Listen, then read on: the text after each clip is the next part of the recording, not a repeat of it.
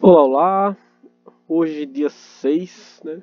Dia do retorno das aulas não presenciais, ou melhor, presenciais para alguns e para outros não presenciais, que é o pessoal que está em casa, e a gente segue com nossas discussões, tá? Para quem voltou para escola, um bom retorno. Para as pessoas que ainda estão em casa e não puderam estar conosco nesse dia por algum motivo, seguimos aí com nossas ações e se cuidem, né? Cuidem das suas famílias, que tudo vai dar certo. E quando a gente menos esperar, vai estar tudo bem alinhadozinho na nossa vida, tá? São momentos, como muitas pessoas já falaram pra mim, muita gente acabou perdendo com isso, né? Mas tudo se recupera, tudo serve de aprendizado, tudo constitui pra gente uma nova forma de perceber as coisas em nosso entorno, tá? Então essa aula de hoje é mais pra gente fechar todo aquele ciclo mesmo que a gente iniciou com as discussões sobre a, como é que eu posso falar pra vocês, uma experiência democrática brasileira, com Vargas, ou melhor dizendo, com Dutra, o governo Vargas, o governo de Juscelino Kubitschek, e agora Jânio Quadros e João Goulart fechando aqui essa linha lógica, tá? E aqui eu estou ignorando alguns governos provisórios que a gente teve, como de Café Filho após a morte de Vargas e outros, que tiveram sua importância histórica, mas a gente tem que sintetizar algumas ideias para caber no nosso tempo de debate aqui. Mas enfim, né?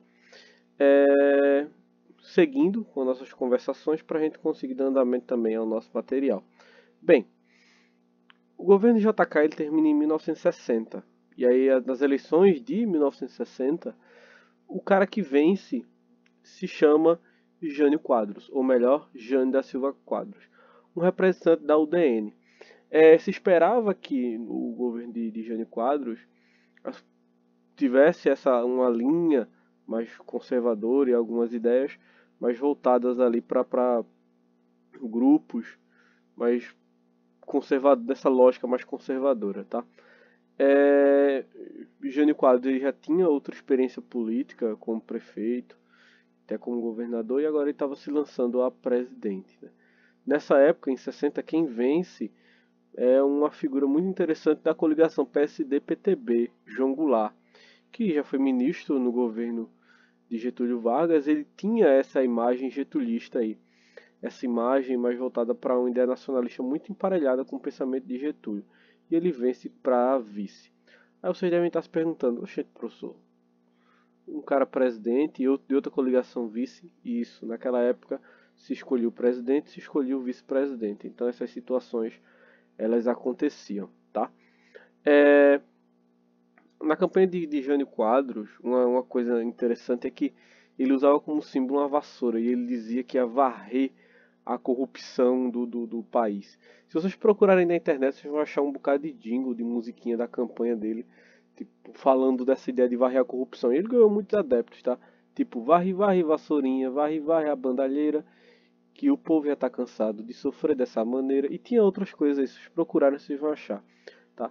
E ele ganhou um certo apego popular e ganhou as eleições. Em 61 ele assume, no ano seguinte, claro, né? Em 1961 ele assume o governo e aí ele se depara com a situação de inflação e uma dívida externa bem exacerbada.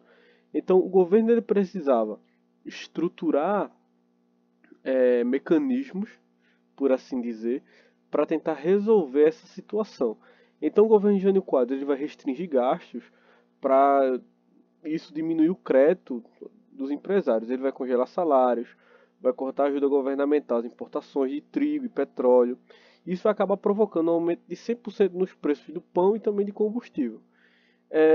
Com essa política, ele vai acabar ganhando a confiança do FMI, né, e vai conseguir renegociar a dívida externa, só que ele vai acabar descontentando a população, que vai é, enfraquecendo aquela popularidade que ele construiu ao longo de tanto tempo. Então, outro fator que acaba desgastando muito o governo de Jânio Quadros eram algumas posturas que ele tinha quanto presidente, que, enfim, ele se metia em assuntos que poderiam ser resolvidos por outros órgãos. Por exemplo, a proibição do lança-perfume no carnaval, uma das vertentes dele aí, proibição das brigas de galo. É uma coisa engraçada, por exemplo, o uso dos biquínis nas praias, que é outra proibição, porque ele tinha essa vertente aí de um moralismo, né, de proteção no Brasil. Mas aí é um ponto do governo de Jânio Quadros. O detalhe maior vem a seguir, porque o Brasil, durante muito tempo, ele tinha alianças ali consolidadas com os Estados Unidos, com o ZEUA. Só que o Jânio Quadros, ele não respeitou muito, ou melhor dizendo, meio que ignorou essas alianças e passou a estreitar as relações com a União Soviética e a China. Para vocês terem noção como ele acabou indo contrário ali, ele era contra a invasão de Cuba pelos Estados Unidos, naquela época das crises do míssil de Cuba, que a gente conversou também. Ele apresentava apoio aos países africanos que tentavam se tornar independentes, em Portugal ainda lá no século XX. Então, ele era um cara bem contrário às ideias que nós tínhamos antes como mais certas no Estado Nacional, no Brasil. Então, ele acabava fazendo com que as pessoas que estavam do lado dele começassem a olhar para ele como um inimigo. Começavam a chamar ele de comunista, por exemplo. Carlos Lacerda chamou ele de comunista várias vezes e o pessoal começou a olhar para ele meio estranho. Então, no dia 19 de agosto, lá de 61, ele olha para essas críticas e meio que ignora. E a gota d'água é que ele presenteia Che Guevara com a Ordem do Cruzeiro do Sul, uma das maiores honrarias militares que se pode dar a alguém no Brasil. É um cara de vertente comunista em Cuba, alinhado com a União Soviética, é presenteado no Brasil, que possui fortes alianças com o ZEUA. Então isso meio que foi a gota d'água, porque a pressão em cima dele acaba se tornando muito maior. Vejam, isso foi em 19 de agosto. Poucos dias depois, no dia 25, Jânio ele renuncia o cargo de presidente. Digamos que essa seja como posso colocar para vocês aqui, o presidente que menos durou no poder na história do Brasil. Ele assume em janeiro de 61, em agosto de 61, para ser mais preciso, no dia 25 de agosto, ele renuncia. Só que algumas pessoas elas olham essa renúncia de Jânio Quadros como uma estratégia política. Algumas pessoas acreditam que ele estava querendo governar sem precisar estar pedindo apoio do Congresso, sabe? Querer ser independente. Enfim, construir uma postura de um ditador dentro do Estado Nacional. Porque ele acreditava que ele ia dizer que ia renunciar e que a população depois ia botar ele de volta no poder ali, ia ter uma forte comoção popular para ele voltar. Mas essa figura de Jânio Quadros já estava bem desgastada. Ele não foi ovacionado pela população, o pessoal tava nem aí para ele mais e ele acabou perdendo esse espaço dentro do Estado, né? Enfim, deu em nada nisso aí. Se a estratégia dele era essa, não serviu, não funcionou, não foi pra frente, tá? E aí, quem deveria assumir era Jânio Quadros, perdão, né? Quem deveria assumir mesmo era João Goulart, ou Jango.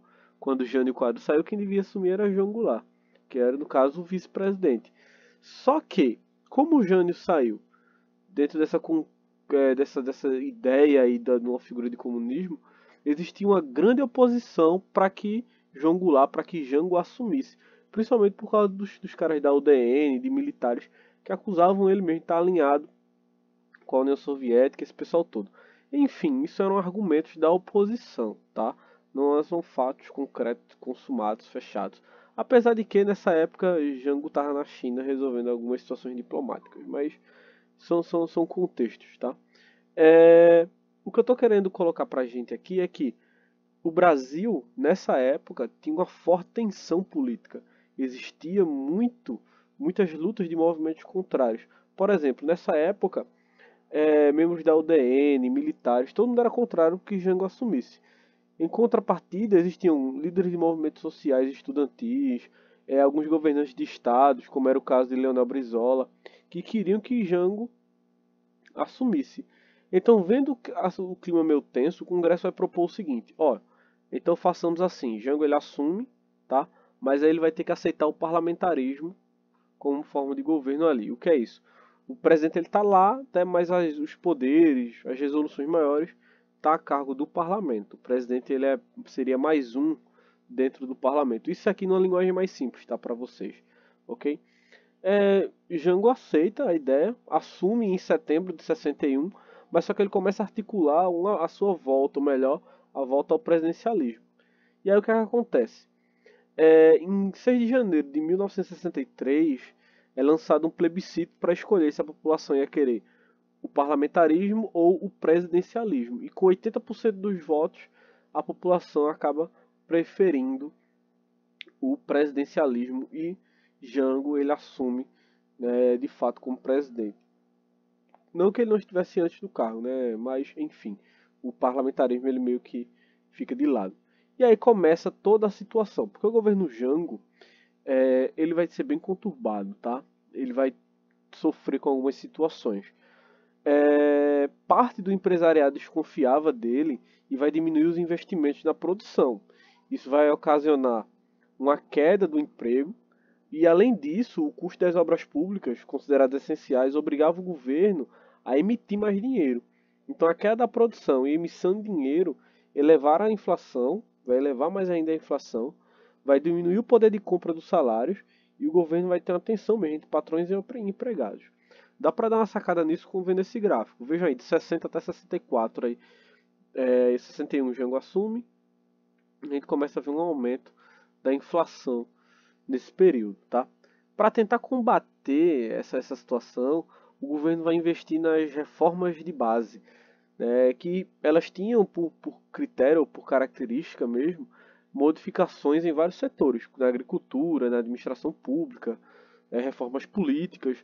No caso da política, vale ressaltar, por exemplo, a permissão para que analfabetos pudessem votar. Isso é visto na época como uma jogada política para que Jango ele conseguisse mais votos em uma possível tentativa de reeleição, né? Na ideia da agricultura, nós tínhamos as lutas por reforma agrária. Então, tudo isso inflamou mais ainda essas divisões políticas, essas brigas, essas lutas sociais, né? Porque grupos eram a favor, como as ligas camponesas, que lutavam por uma reforma agrária, enquanto grupos de empresários e militares eram contrários, porque diziam que isso ia acabar com o Estado. Tá? As ideias elas eram conflitantes ali nesse período, o pessoal não se batia muito bem, e Jango continuava sendo acusado de comunista e outros problemas. Jango, sem apoio do parlamento, ele se alinha mais ainda aos movimentos sociais, e aí nós vamos ter no dia 13 de março de 64, né, um grande comício que vai acontecer na Central do Brasil, lá no Rio de Janeiro, a favor dessas reformas de base. Então, nesse dia, Jango ele vai assinar dois grandes decretos.